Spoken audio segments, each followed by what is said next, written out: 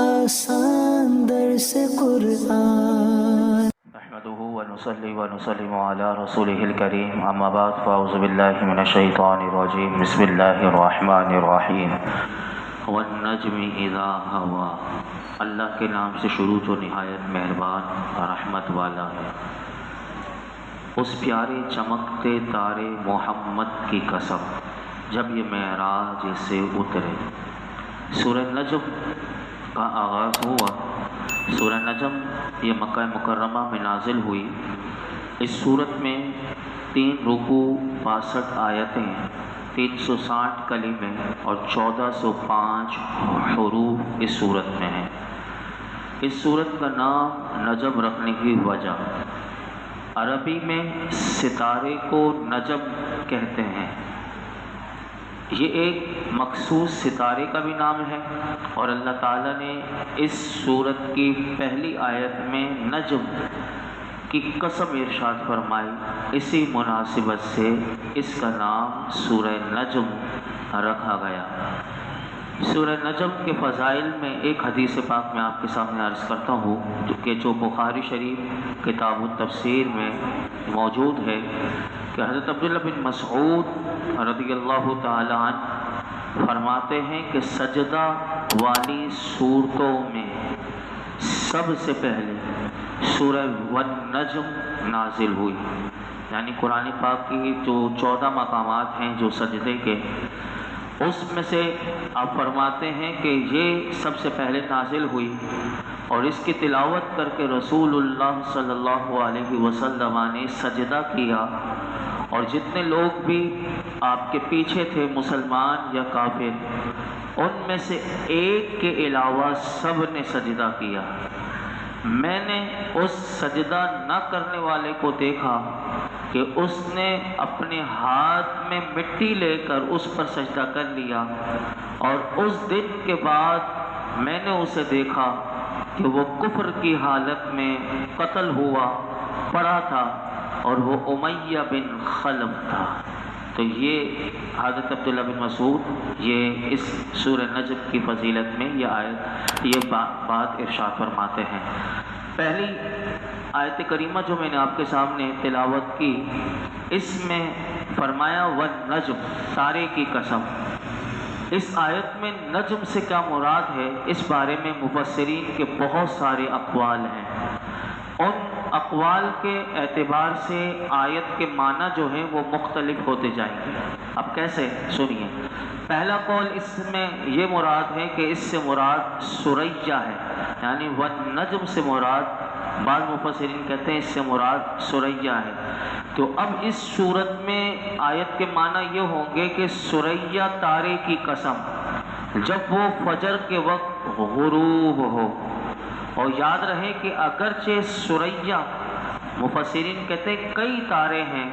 لیکن ان پر نجم کا جو اطلاق ہے وہ عرب والوں کی عادت ہے، کیونکہ عرب والوں کی زبان میں قرآن آیا ہے، تو اس لیے کئی تارے ہیں جن کو سریہ، لیکن عرب میں جو اس کا اطلاق ہے وہ آپ کے سامنے میں نے عرض کر دیا کہ وہ تارے پر بھی کرتے ہیں۔ اسی طرح دوسرا قول اس کے بارے میں یہ ہے کہ نجم سے نجوم کی جنس یعنی تمام تارے مراد ہیں۔ اب اس صورت میں مفسرین کہتے ہیں اس کے معنی یہ ہوں گے کہ آسمان کے تمام تاروں کی قسم جب وہ غروب ہوں۔ تیسرا قول اس میں مفسرین نے یہ لکھا کہ اس سے نجم سے وہ نباتات مراد ہیں کہ جو تنا نہیں رکھتے، یعنی وہ نباتات مراد ہیں کہ جو تنا نہیں رکھتی بلکہ زمین پر پھیلی ہوئی ہوتی ہیں۔ اب اس صورت میں اس آیت کریمہ کے معنی یہ ہوں گے کہ زمین پر پھیلے ہوئے بیل بوٹوں کی قسم جب وہ جنبش کریں۔ چوتھا قول اس کے بارے میں مفسرین کہتے ہیں نجم سے مراد قرآن پاک ہے، یعنی اس صورت میں آیت کے یہ معنی بنیں گے کہ قرآن کی قسم جب وہ رفتہ رفتہ نازل ہو۔ اور چھٹا قول جو کہ میں نے ترجمے میں پڑھا تھا وہ اعلیٰ حضرت نے اسی کا ترجمہ کیا کہ نجم سے مراد رسول اللہ صلی اللہ علیہ وسلم کی ذات پاک ہے۔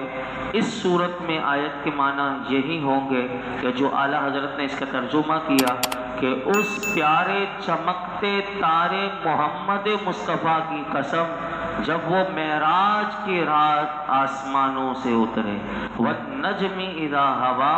اس پیارے چمکتے تارے محمد کی قسم اذا ہوا، جب وہ معراج سے اترے۔ آگے سنیے، کیونکہ یہ آیات کریمہ جو شروع کی 18 آیتیں ہیں یہ واقعہ معراج کو بھی بیان کرتی ہیں، تو اس میں وہ آپ سنتے رہیں گے۔ اب دوسری آیت کریمہ ہے ما ضل صاحبکم وما غوا، تمہارے صاحب نہ بہکے اور نہ ٹیڑھا راستہ چلے۔ اس آیت میں صاحب اللہ تعالیٰ نے جو ارشاد فرمایا، مفسرین کہتے ہیں اس سے مراد نبی کریم صلی اللہ علیہ وسلم ہے، اور نہ بہکنے سے معنی یہ ہے کہ نبی اکرم صلی اللہ علیہ وسلم نے کبھی حق اور ہدایت کے راستے سے عدول نہیں کیا، اور ہمیشہ اپنے رب کی توحید پر اور عبادت کرنے میں حضور رہے۔ آپ کے دامن عصمت پر کبھی کسی مکروہ کام کی گرد نہ آئی، اور فرمایا ٹیڑھا راستہ نہ چلے، تو ٹیڑھا راستہ نہ چلنے سے مراد مفسرین کہتے ہیں یہ ہے کہ نبی کریم صلی اللہ علیہ وسلم ہمیشہ رشد و ہدایت کی اعلیٰ منزل پر فائز رہے۔ فاسد عقائد کا شائبہ بھی کبھی آپ کی مبارک زندگی تک نہ پہنچ سکا۔ یہاں پر مفسرین کہتے ہیں ایک نقطہ قابل غور ہے، اور وہ نقطہ یہ ہے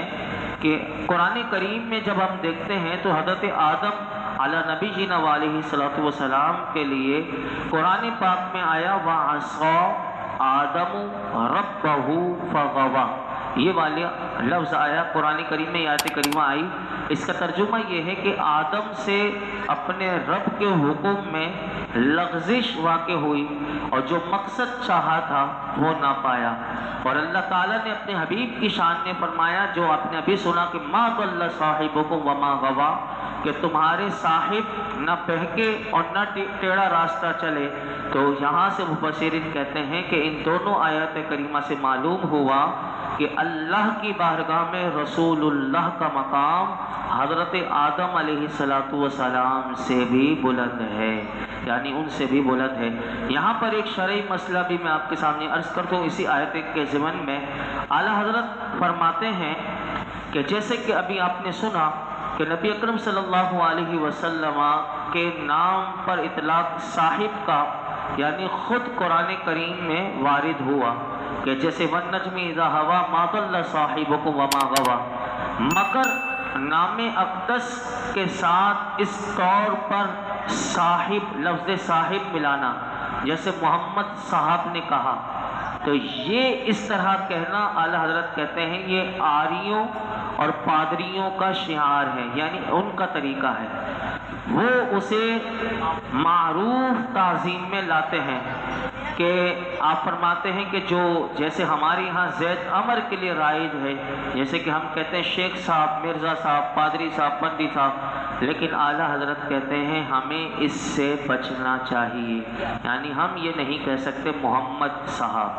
ہم کیا کہہ سکتے ہیں؟ تو اعلیٰ حضرت فرماتے ہیں کہ ہم کہہ سکتے ہیں کہ نبی پاک صلی اللہ علیہ وسلم ہمارے صاحب ہیں، آقا ہیں، مالک ہیں، مولا ہیں۔ ہم یہ کہہ سکتے ہیں کہ حضور ہمارے صاحب ہیں، آقا ہیں، مولا ہیں اور مالک ہیں، لیکن محمد صاحب اس طرح یہ ہمیں نہیں کہنا چاہیے، یہ آریوں اور پادریوں کا طریقہ ہے، اس سے ہمیں بچنا چاہیے۔ آگے ارشاد فرمایا وَمَا يَنطِقُ عَنِ الْهَوَىٰ إِنْ هُوَ إِلَّا وَحْيٌ يُوحَىٰ، اور وہ کوئی بات اپنی خواہش سے نہیں کرتے، وہ تو نہیں مگر وہی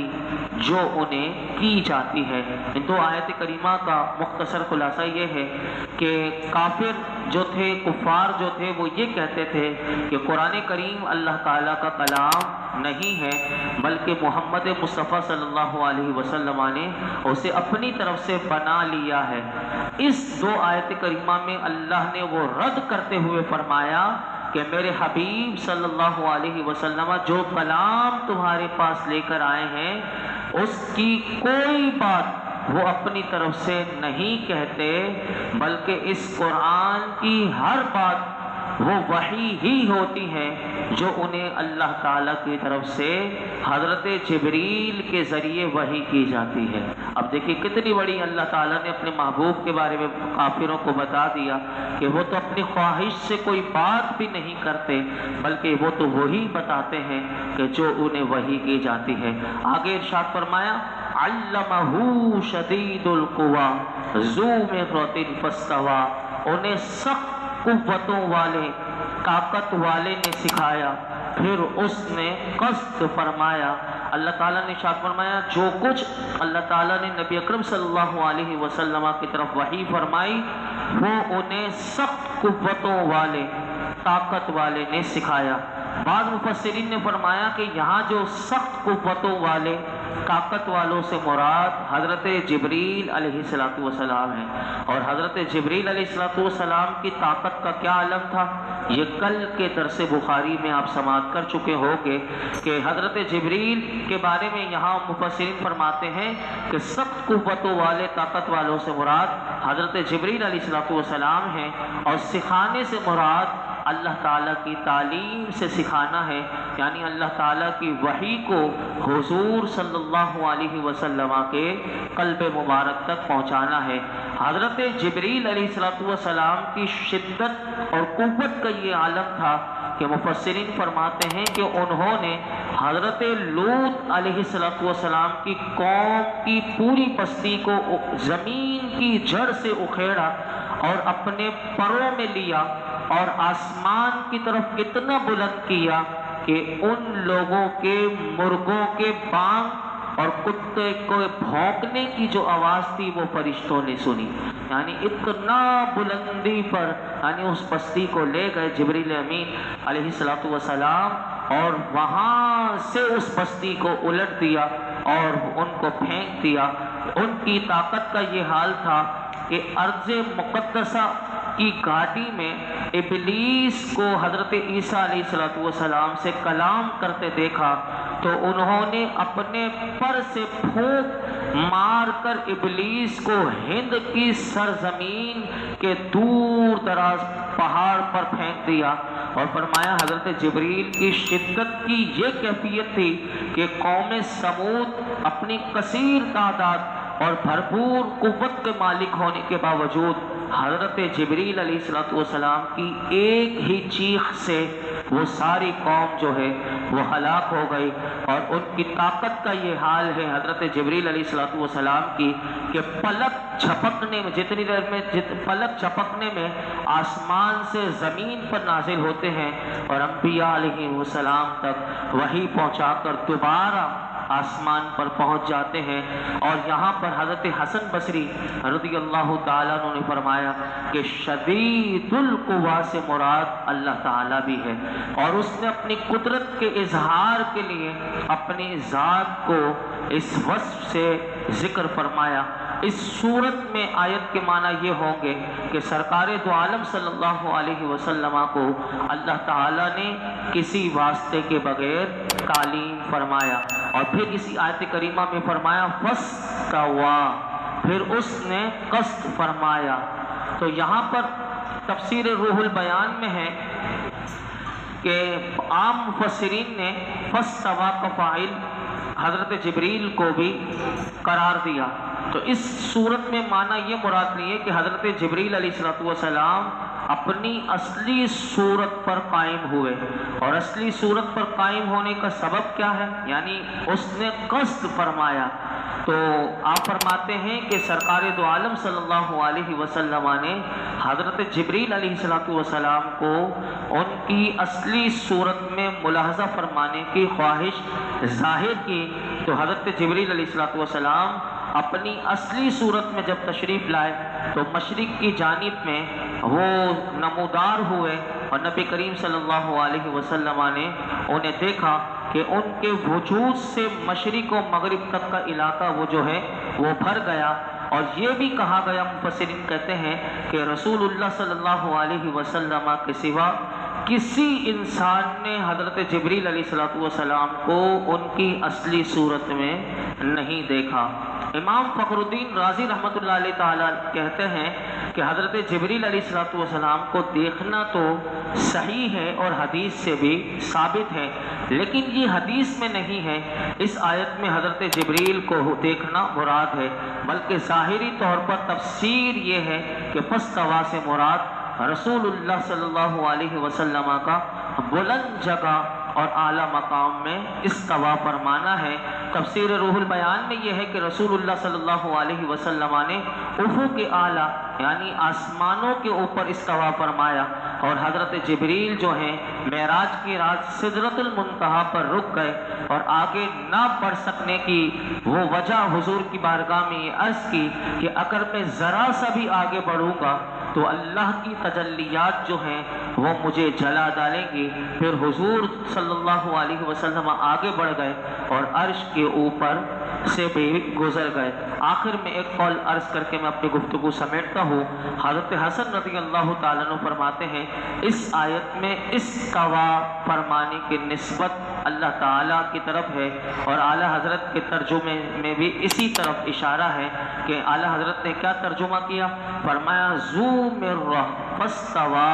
پھر اس نے قصد فرمایا۔ تو یہاں سے اعلیٰ حضرت کہتے ہیں یہ استوا فرمانے کی نسبت جو ہے وہ اللہ تعالیٰ کی طرف سے ہے۔ تو اللہ رب العالمین ہم سب کو قرآن حکیم کا نور اور اس کا فیضان عطا فرمائے۔ الحمدللہ رب العالمین والصلاة والسلام علی سید الانبیاء والمرسلین وعلی آلہ واصحابہ اجمعین۔ یا رب العالمین یا ارحم الراحمین، جو کچھ سنا اس میں کوئی غلطی کوتاہی ہو معاف فرما، اپنی بارگاہ میں قبول فرما، قرآن حکیم کا نور اور اس کا فیضان عطا فرما، ہماری نمازوں کو قبول فرما، اخلاص، یقین، صبر، شکر کی دولت عطا فرما، قرآن حکیم کا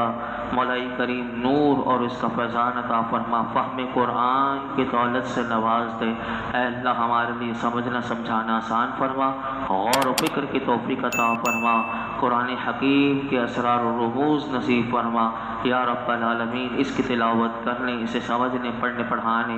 اور ساری زندگی یا اللہ اس کی تعلیمات کے ساتھ وابستہ رہنے کی توفیق عطا فرما۔ آج تک ہم نے جتنی دعائیں کی ہیں